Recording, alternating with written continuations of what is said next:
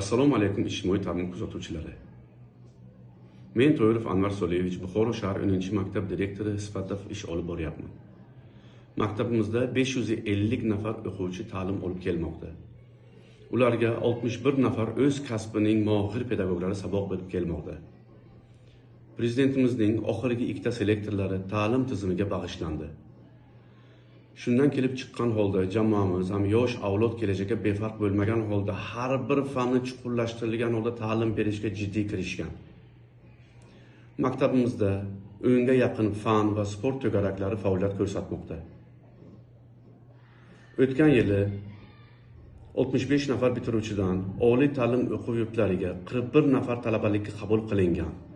Qolganlari turli kasb yo'nalishida bandligi ta'minlangan. Yangi o'quv yilida 44 nafar yangi avlod vakillari prezident sovg'asiga musharraf bo'ldi.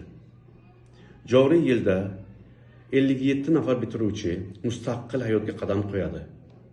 Ularning mehr qo'ygan mutaxassisligi bo'yicha oliy ta'lim o'quv yurtlariga kirishiga to'liq ta'minlash borasida kasbiga sadoqatli bo'lgan o'qituvchilarimizdan Yaxeyeva Nasiba Xalimovna, Jo'rayeva Mamlakat Murodovna, Saidova Nasiba Bakayevna, Bakayeva Shahnoz Zaripovna kabi pedagoglar, jamoatimizdan iborat fidoyi ustoz murabbiylar bor bilim tajribalarini hayotda tatbiq etishmoqda.